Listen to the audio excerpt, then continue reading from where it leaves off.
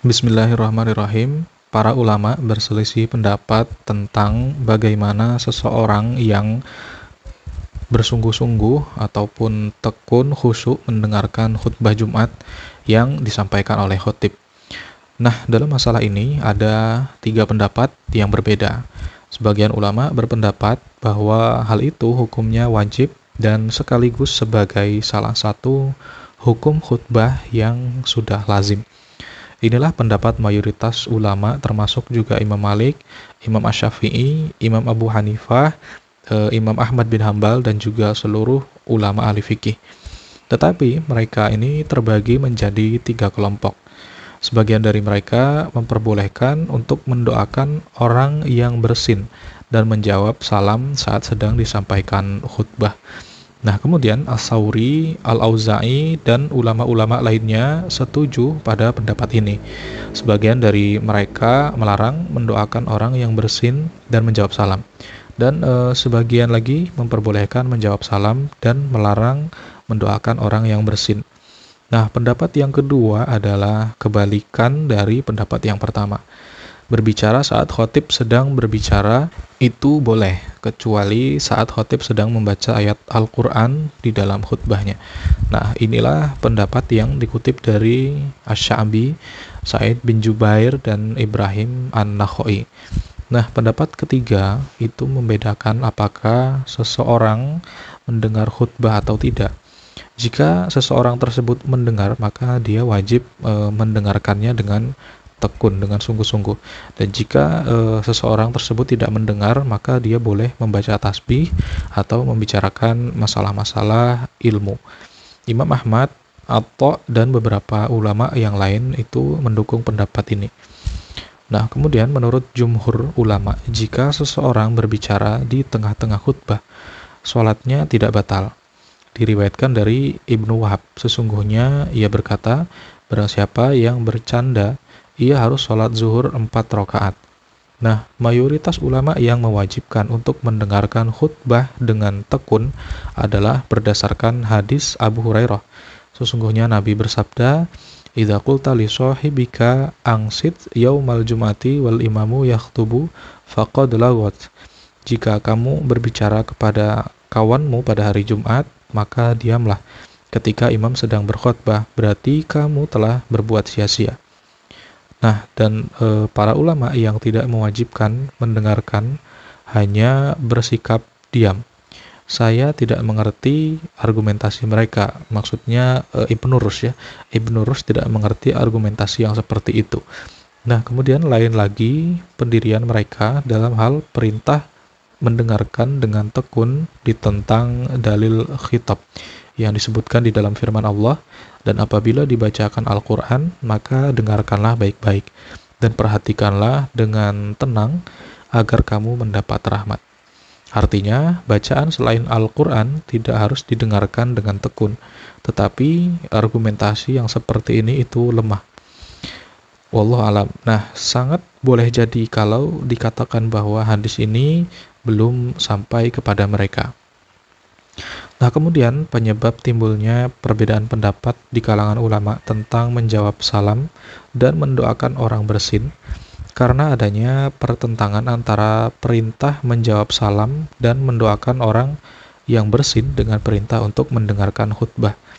Di samping karena adanya kemungkinan bahwa masing-masing dari keduanya dikecualikan oleh yang lain. Ulama-ulama yang mengecualikan perintah menjawab salam dan mendoakan orang yang bersin dari dalil umum berupa perintah mendengarkan khutbah Jumat dengan tekun. Mereka memperbolehkan menjawab salam dan mendoakan orang yang bersin. Ulama-ulama yang mengecualikan perintah untuk tekun mendengarkan khutbah Jumat dari dalil umum berupa perintah menjawab salam dan mendoakan orang yang bersin, mereka tidak memperbolehkan hal itu. Sementara ulama-ulama yang membedakan antara keduanya, maka mereka mengecualikan menjawab salam itu dari larangan berbicara saat imam berkhutbah dan mengecualikan mendoakan orang yang bersin dari dalil umum perintah tersebut.